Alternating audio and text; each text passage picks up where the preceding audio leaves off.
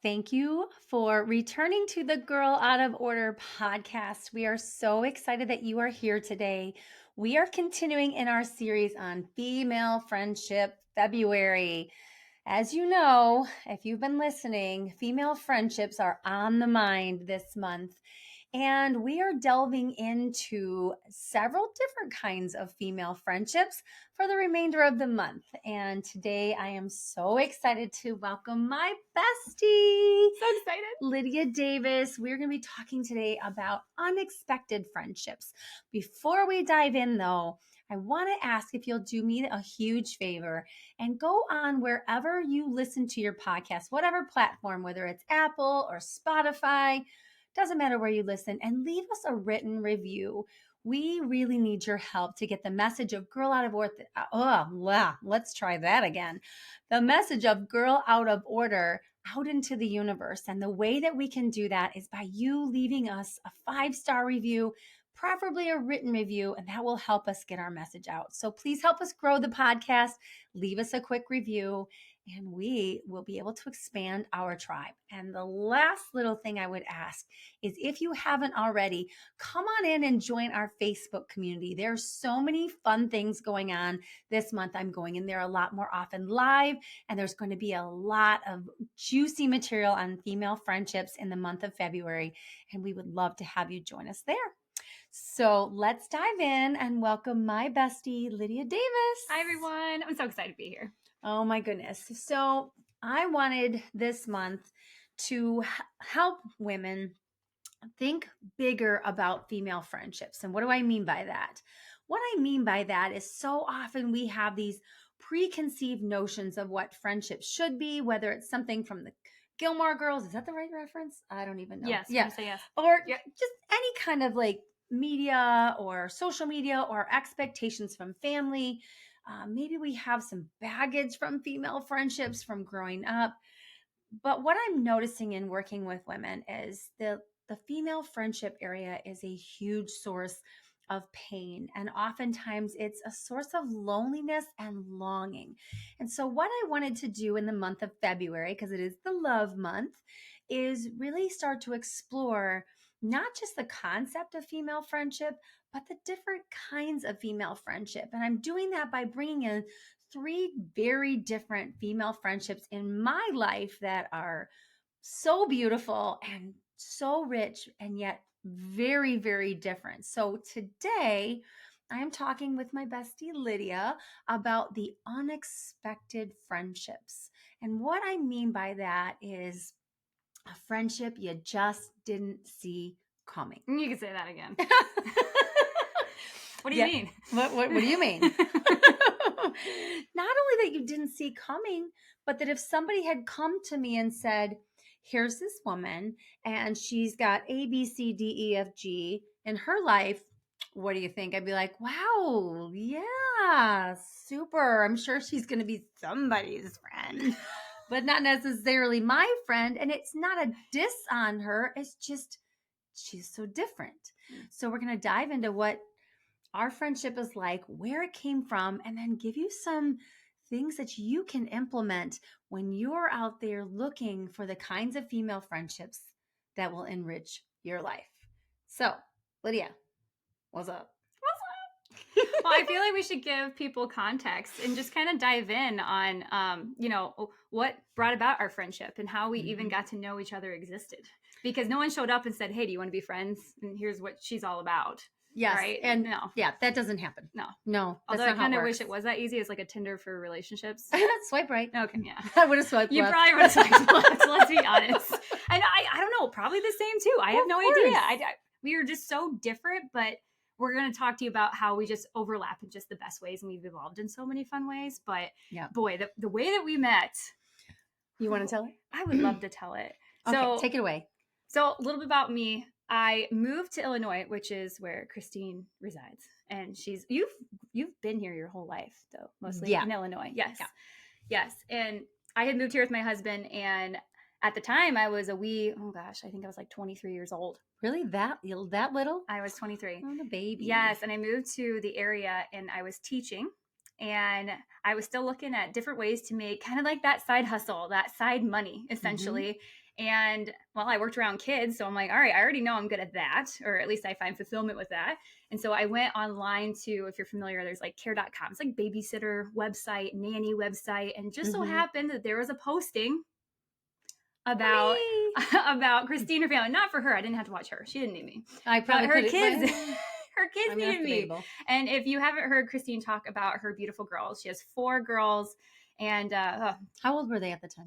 Oh my goodness. So Sophie was in 2nd grade. How old are you in 2nd grade? I think she was 7, 9, 11, and 13. Yeah, because Chloe was almost done with middle school at the time. So it was just such a fun, unique time because it wasn't littles, you know. This is just a fun age where they needed some help to and from school, homework help, and then prepping around the house, housekeeping, things like that. So they gave Christine a ring. I was like, or no, I submitted my application, and she called me back, and she was like, "You have no idea how close I was to hiring somebody else. Can you 30 come minutes. in?" Yeah, literally 30 minutes. So 30 I was like, minutes. Really? And so she invited me over. Yeah. I invited her over. I was 30 minutes away from hiring another nanny. If you've ever had to put your children in childcare, oh gosh, it makes me so emotional. You know that the person that you choose to care for your most precious people is a huge decision. And I was getting ready to offer the job to another gal who was a perfectly nice gal, but my soul was just unsettled. And Lydia's application came through, and it was, I would say, fairly basic. Like I was going to say, what about it? Because I wasn't like screaming off the page. No, because I think I had seen it before and had sort of like, oh, I know what it was. Oh my gosh, this is how our friendship works. So I had seen her application before, and I passed on by because there was not a lot of information. Tinder. See? Yeah, I did. I swiped left. Okay. Oh my gosh, I did. I totally did. Anyway, oh my God. Continue. Yeah. So you actually sent me an email. I did. That's what it was. I did. You reached out to me because I didn't reach out to her, since there just wasn't a lot of like, I don't know, no pizzazz. And when you get to know the two of us, it's kind of funny if you're watching this on YouTube. She actually is wearing color, which is wild. This never happens. I did this for Christine. Also, this nose ring is fake. Is it really? You played me. This nose ring, not fake. Not, yeah. Well, it looks cute. You should probably get one. Anyway. So she had reached out to me and emailed me, and it was the email that stopped me kind of in my tracks. There was just something about the words she used. I couldn't tell you what it was to this day. So I invited her over, and she walks in, and I don't know if you guys have ever had a moment like that where you just know that you know that you know that something is right. And I felt the same way.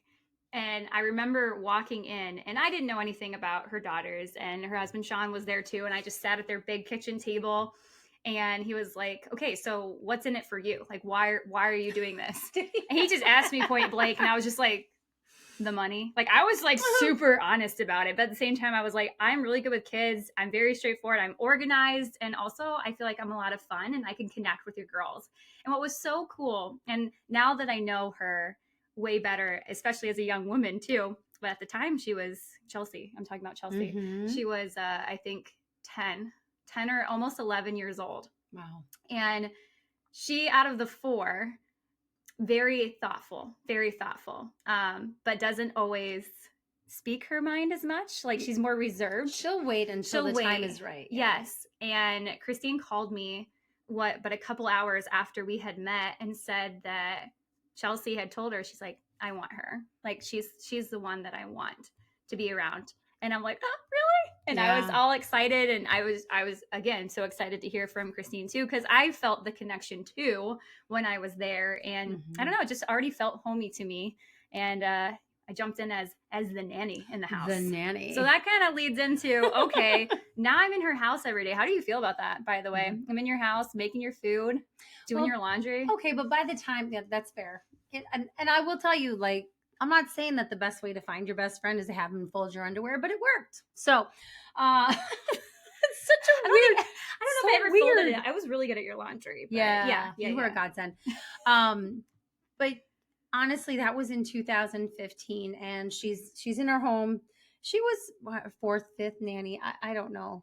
It wasn't weird for me, but what emerged was an unexpected friendship, which is where we really want to go with this, because here's this young woman in my home, and I don't want to tell your story, but what I would say is, and this is a little tip, don't discount a friendship simply because it might not make sense.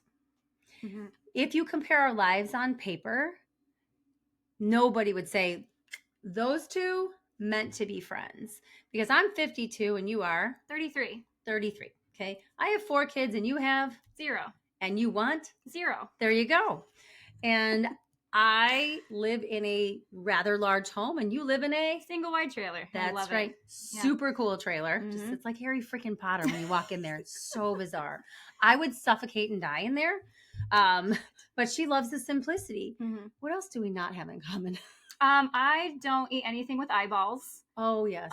Vegan. My husband and I are vegan. And are you? We are not. No, I actually. You're past too. I actually grew up on a chicken farm. Thank you. But we are meat eaters. She's a vegan, and she had to make meat for her family. I only cried, but a few times in their meatloaf. Not a big deal. Sorry. The point is that the two of us on paper don't make sense. So what I really want you to hear in this episode is sometimes the friendships that come your way are not what you are necessarily looking for, but they can be some of the most rich and inviting and connected friendships that you'll ever have. So it's 2015, you're our nanny. Mm-hmm. And then somehow things, I think we had some great talks while you were the nanny, but I don't think we really became friends until after you left. Well, our schedules in itself. I mean, I was meant to fill in for her. So if she wasn't at home, I was trying to fill in for that, with driving. So if she's coming home, I'm leaving and vice versa. So we were kind of doing the dance. We had it synchronized, but we weren't ever in this space to just really talk, or we'd just be like a debrief before I would leave. Yeah. Here's dinner, have a wonderful night. But just to actually really get to know her, or like have that time together, didn't happen for quite a while. Yeah, I don't even remember the timing. Mm-hmm. But in 2016, which was one of the hardest years of my life, she ended up leaving as our nanny. And I know that caused her a great amount of stress to have to leave us. It was the right time. I actually saw it coming. I knew long before she knew, probably. That plays a part into the story. Absolutely. Yeah. Mm-hmm. I knew long before she did. So when she did put in her notice, I actually wasn't shocked. Obviously, I was concerned, but it ended up being a godsend, because shortly after she left, Sean lost his job. He had never, ever been unemployed. I mean, that was the year I lost my father, had some professional challenges. It was just a really tough year. And this woman was in our home caring for our children. And by extension, I felt so cared for. I felt so seen. I never felt judged. And keeping my life together at that time was very hard. My dad was sick and in and out of the hospital for months and months, and went on hospice. And then I was trying to help care for my mom. And bless you, you helped me with my mom, which had its own unique set of challenges. Another podcast episode. Oh, that's a whole series. But what do you think made the difference? Like, when was the turning point? Do you remember? So I don't even know if Christine knows this, but you were the turning point. And it's interesting because, I didn't know that. Well, to backtrack a little bit, again, teacher, and my whole family, lots of teachers in the family. I always did check the boxes. Okay, go to school, get married, blah, blah, blah, all this stuff. So I'm kind of just not really on autopilot, but in a sense doing what I always thought I should be doing. And I was finding a lot more fulfillment being in Christine's home. And it was filling a place in my heart that I didn't really know I needed to have filled. Like I mentioned, Christine said it kind of humorously, I don't want children of my own. But that love and that extension of myself and wanting to give to others, I'm a very big giver. And so I just felt so connected to her girls and just felt so at ease in her home, so I truly did feel like a family member, even though I was, helping to take care of it. But in the teacher role, you're a helper. And we've talked sometimes about the Enneagram types before. I won't go into that too much, but I would say that I was definitely a 2 at the time. And a 2 basically means you're a helper, but you're trying to receive back to serve yourself in ways that you aren't getting fulfilled, if that makes sense. And so my buckets were being filled because I wasn't listening to myself. I wasn't listening to my needs. I wasn't listening to my intuition. And that, quite frankly, led me to burnout, so much so that it burnt me out in the things that made me fulfilled, such as being in Christine's home. So the more I spent time around her girls, even though they brought me so much love, I was pouring out as much as I could. And they weren't asking for me to give as much as I could, 150%, but I was just giving it. And it burnt me so much out that I almost physically couldn't go to the house. I wasn't teaching well. I wasn't eating well. I was noticing this in all of my aspects. So it's interesting that Christine had already kind of picked up on this. And she basically had said a little bit ago, I kind of saw it coming. And I remember when we were sitting out in your porch, she has a porch swing. Love my porch swing. Yeah, I said, we need to talk. She knew. And even though I didn't want to admit it, I was out there. I said, I need to go.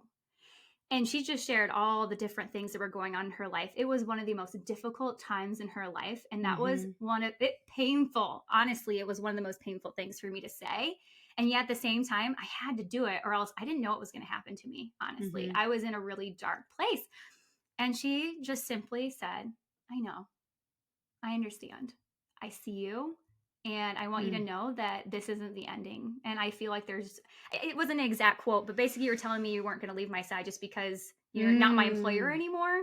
But you understood and you validated, good for you for doing this for yourself. And so you asked that question, like, what, you were that person that helped me see that. And so that really connected with me. Yeah. So all this to say, this is more like background because I don't want you to hear that, oh, she became my nanny. We just were best buds. Like, that's not what happened. That was just the starting point. That was the connector piece. And what really bound us together was this mutual understanding and respect of what the other person needs, about putting the other person's needs first. As a validation. Yeah.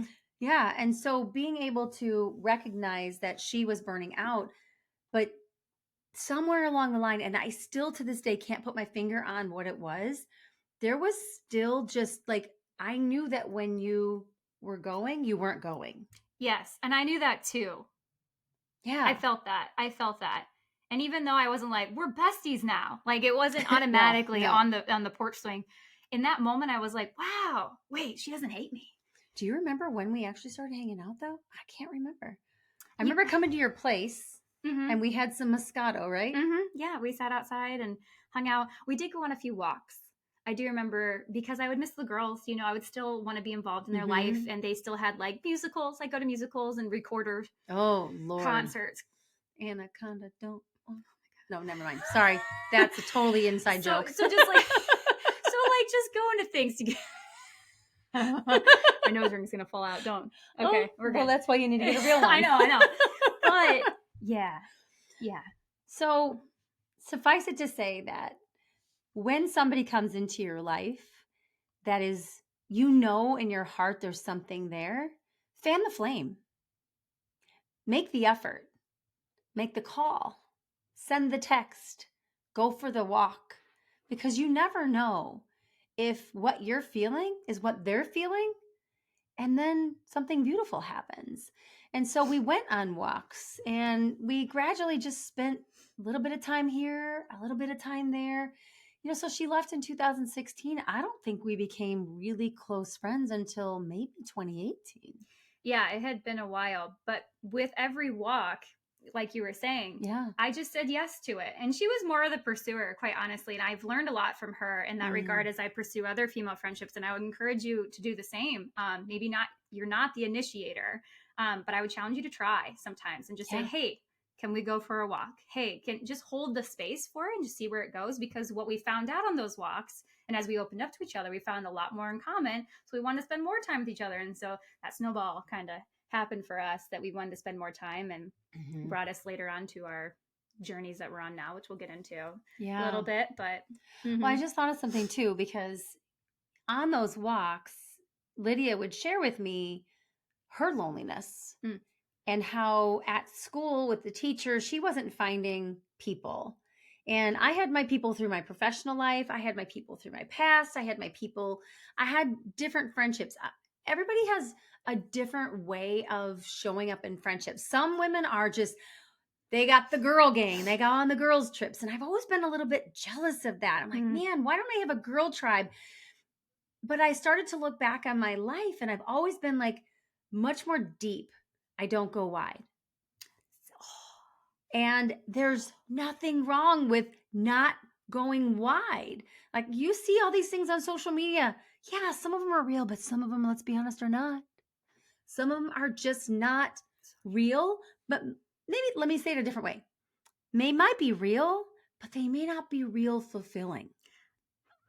Yes, you could say that again, literally. And I'm kind of the opposite. And what I noticed with her, because if you get to know me in real life, I will instantly become your friend, because I'm so excited to see you. Like I'm up here a lot. Really excited. And I'm just an energetic person. People think like, oh, I'm really nice. And I'll just do my own heart. It's just like what people have that feedback, they want to be around the energy and everything. And I'm like, I can have a small talk conversation with anybody. Right. And I don't do small talk. So now you can kind of see, well, I mean, deep over here. I was just like, oh, I had a great day. She's like, okay, dig into that a little bit more. Why was it a good day or was it really? Can you bring it down like 5 notches and actually tell me how you're really doing? I'm like, scared. I feel seen too. Weird, So like that was, I had to give myself permission to kind of go deeper with somebody who actually wanted to know. Mm-hmm. And hopefully you felt that from me as well too. I did, but it took a while. It took a while definitely to pull back the layers because there was some resistance there. So let's go back to the whole deep versus wide. Like I would talk to Lydia and she would share with me like just loneliness. And I thought, man, she's such a fantastic person. I don't even think at that point I was thinking like, but you're my bestie and I don't want to share you. I remember feeling very empathetic towards you and wanting to help you.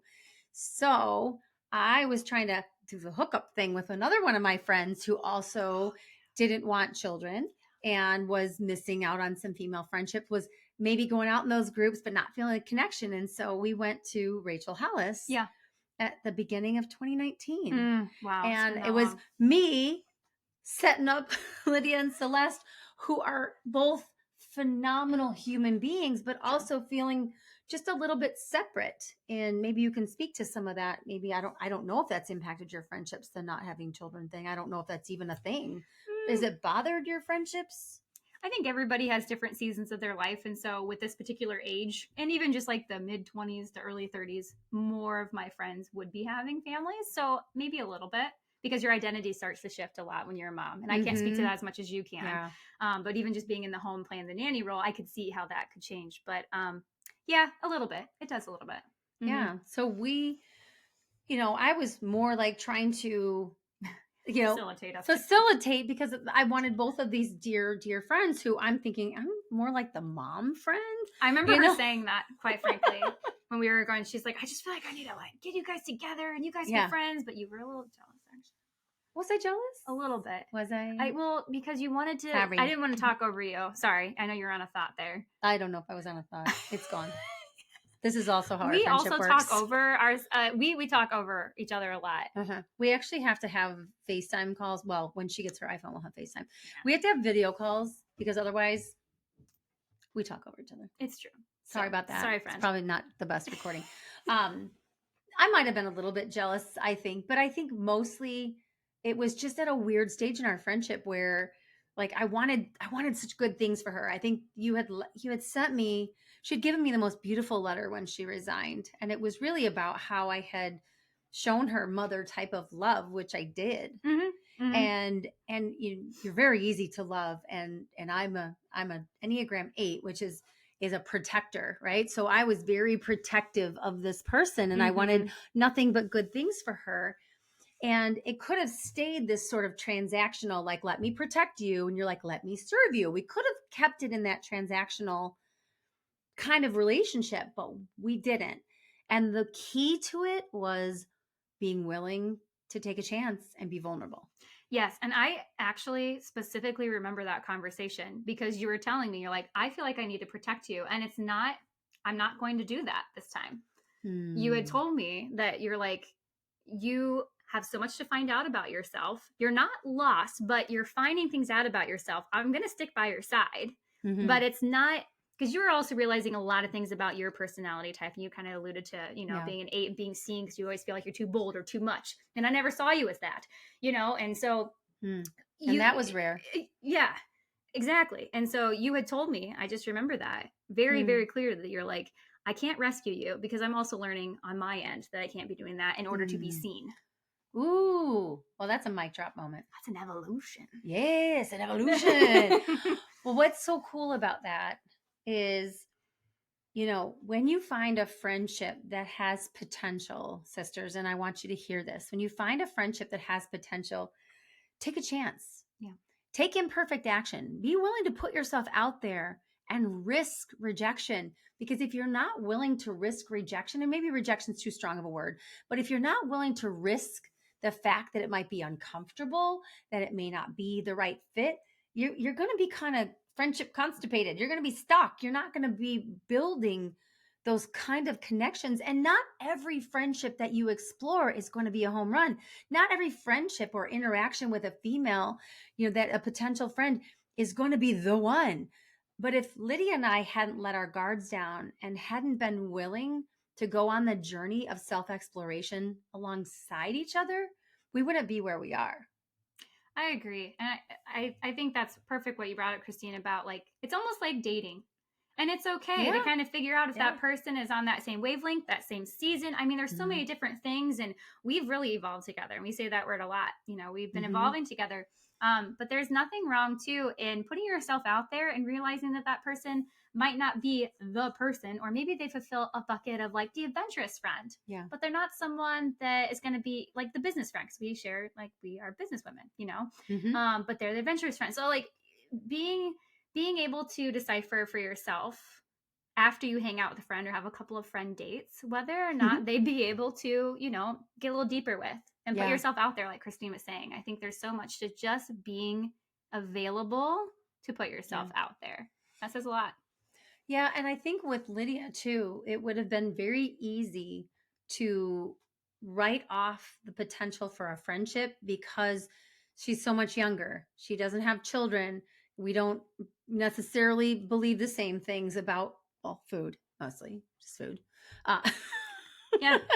we have very different outlooks on things, and it would have been very easy to thank you for being the nanny. I appreciate your influence. I'm so glad you're here to see the girls, but I saw so much potential for connection in this amazing human being that I put myself out there. I invited her for walks. I invited her over, and then I didn't leave when she was hanging out with the kids. I participated. So when you have a friendship that might seem unconventional, a potential relationship that might not match your expectations, your blueprint, if you will, why not give it a go?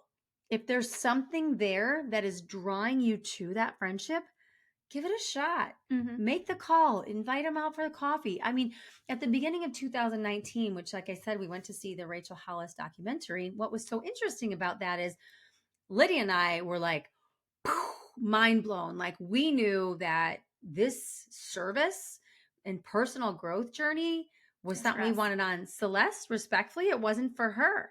That doesn't make anything wrong with that. But all of a sudden, all of the difference we had just melted away, because now we had this thing that I was like, there's something here. Yeah. There's something here. And part of what I started exploring with this Rachel Hollis documentary was female friendships. And I started making connections with different women, and I would, go out for coffee and do different things. And guess what? Not every connection was evolved into a friendship, but she started on her own personal development journey. And so now we had this golden cord, if you will, that runs between our friendship, which is the personal development journey. Yeah, absolutely. Absolutely. Yeah.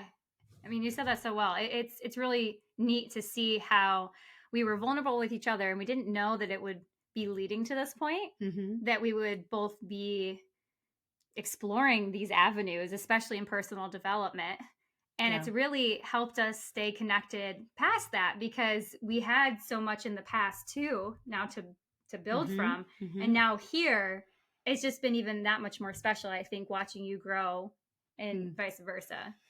Yeah, we really started on some very unique journeys, and we've had a lot of laughs.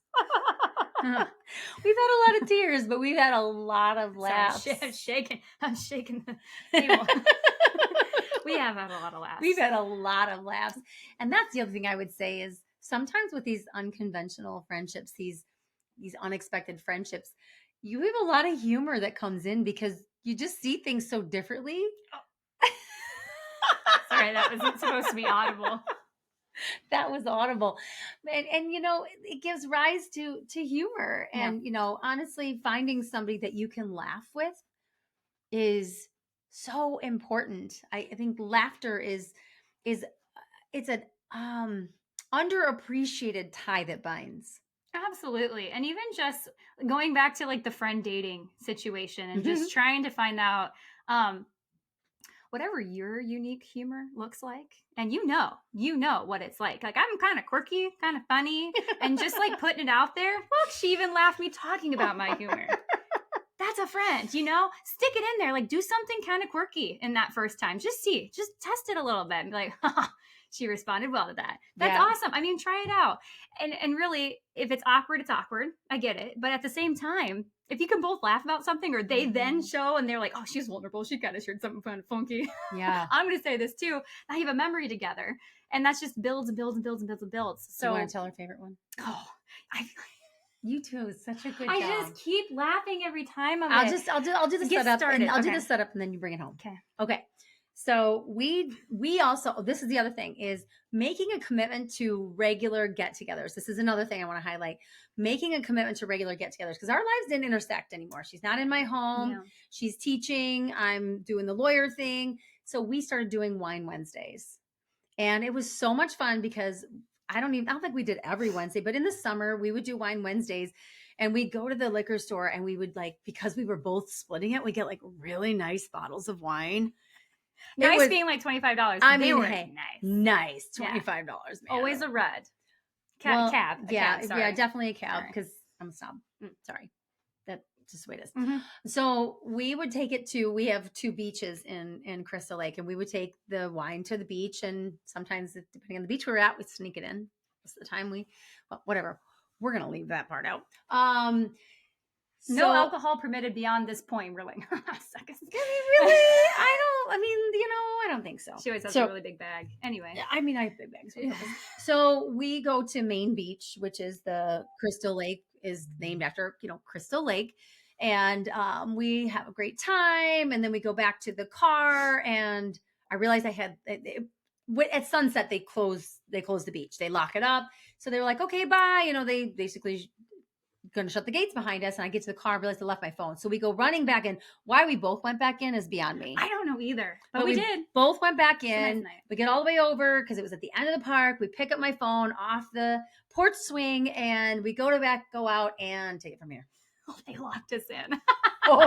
They locked us in. So, like Christine was saying, whoever it was told us, hey, we're closing the park. We're locking the gates up. Okay, great. You got like 5 minutes. Great. Okay, cool. So we both come back in. We grab the phone. We go back out. Oh, they locked the gate. They were gone. In the beach. It's starting to get dark. We're like, oh. And it's not like a little gate, Like it's those, it's definitely bigger than us. Yeah. And we're like, okay, so how do we get out of the beach? Like, how do you get out?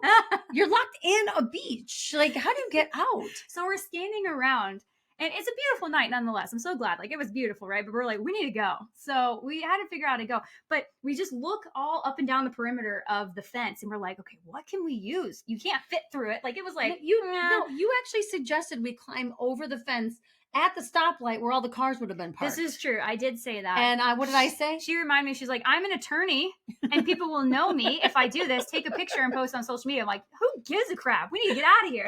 So like, we just keep looking. And then we found, what was it, an energy box? Some kind of electrical box. Electrical box that I would say is about 4 feet, 5 feet off the ground. Oh, not that much. Not that much. Enough that we are small women. Yeah. So we're like, we have to climb out at this point. We're going to have to climb. Yeah. So we went over and I think he went first. Did you go first? I don't remember. But regardless, we were about to pee our pants because literally you're just trying to scale and go over the fence. And she scales it and she's like, if anybody sees me, like literally you're just like, I can't believe this is happening. If anybody sees me. And I'm like, I hope people see no, literally some guy drove by, honking his horn and waving. I was like, hey. I thought we were going in. We're like, we're trying to get out. Regardless, the whole point of the whole thing is we have a memory that we still laugh at years later. And we've had a number of those times where we can just giggle together and enjoy this friendship. Yeah. But to be honest, what's bound us together is our personal development journey, our walking similar roads, and our love of Tony Robbins has really has grown our friendship. So what started off as a super unexpected, unconventional friendship has very quickly developed into a friendship where we have so much more in common than we ever thought. Because listen up, sisters, and this is what I want to leave you with, is when you take a chance on a friendship, you oftentimes will find that there's so much gold there, so much connection that you didn't see coming. Because as we got vulnerable, as Lydia was willing to drop her guard, because I dropped my guard pretty easily, but as she was willing to drop her guard, we started to realize we both had common pain with our moms. Yeah. Difficult relationships that we could share and help one another and support one another as we were going through those relationships. And then we both became entrepreneurs. And then we could share that. And the golden cord, like I said, running throughout all of it was our commitment to our personal development and our growth. I agree. I agree. Yeah, it's been so neat because I forget who says this, but it's like if a friendship lasts, what is it, longer than 7 years, they're with you for a lifetime. And I had looked at how long our relationship had been. I'm like, oh my gosh, we hit How many years are we on? I mean, do my math. I'm not a teacher anymore. So what's 2024 minus? It's about 8. Almost 8. 9. I don't know. Yeah, math is but hard. I guess that's all to say too is that we were just with each other in different seasons, but then this, that golden cord of just kind of following our hearts and pursuing something that we felt we were called to do. We're not going anywhere. We're with each other now. We're for life. We're lifers now. It's for life. Yeah, and it's just been really special to see each other evolve, but also know to count on each other as we continue to evolve. And we would want that for you in any relationships, in any female friendships specifically that you're pursuing. I have 2 more questions for you. Ooh, hit me. All right.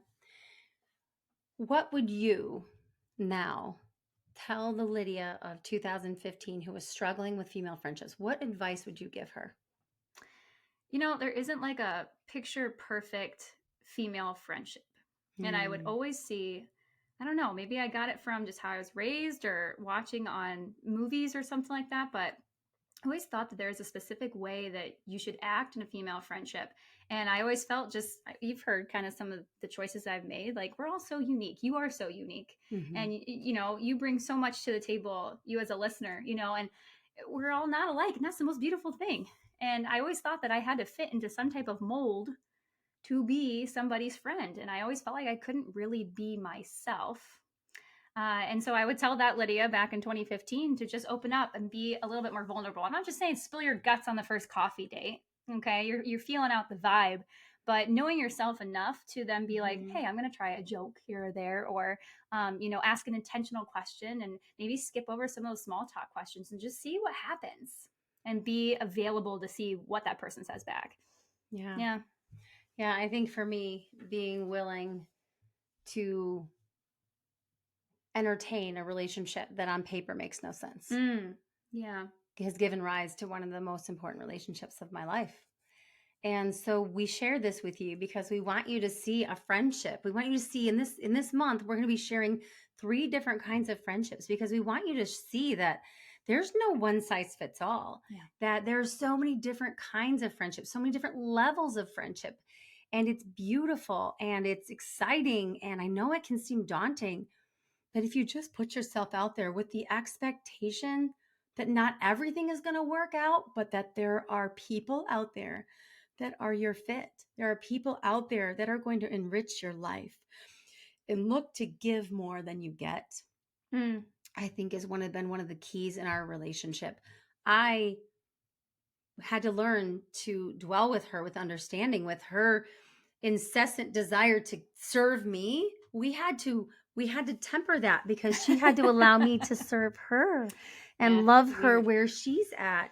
And I have never felt less judged in a relationship in my life than I have with this person. And if I had closed myself down and said, this is weird or this doesn't make sense, what I would have missed. Yeah. And I think also to go off of that, like, we weren't broken people, okay? No. But we fit together just really nicely in different aspects of our personalities that I believe just really enriched our lives, if that makes sense to you. Because we envision you. We talk about you. Like we were talking about this woman behind us, you know, what the girl out of order looks like. And we envision you listening into this and what type of person you're going to match with that can enrich your life. And we want that for you so badly, so badly. And so we're here to show you that although unconventional and unexpected, it totally works. And it's for you too. Like you can have this too.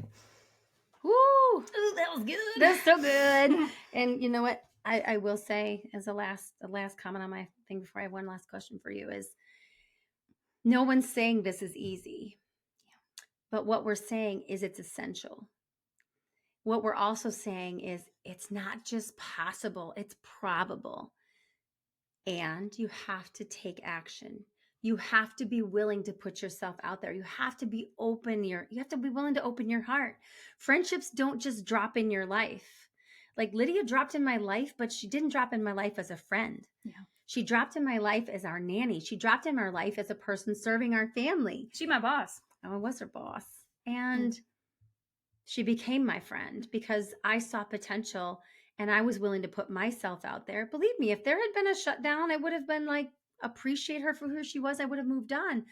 But had I never taken a chance on her and she had never taken a chance on me, we would have missed out on one of the most important relationships that God's ever given us. Yeah. So take the chance, be willing to take the action because you're worth it. You're worth it. You deserve this kind of friendship. So one last question before we go. And it's a question I'm 100% unashamedly ripped off from Jen Hatmaker. I make no bones about it. Okay. I didn't make this up. I didn't come up with it, but it's such a beautiful question. Oh, yeah. And it comes from Barbara Brown Taylor. So answer it however you want. Okay. All right, Lydia, what is saving your life right now? What is saving my life right now?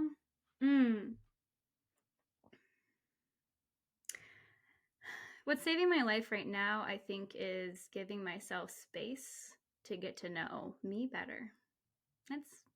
Ooh, I love that answer. This is why I love this question. I have no shame ripping this off because you get beautiful answers like that. I didn't know I was going to give a beautiful answer like that, but that's what felt right in the moment.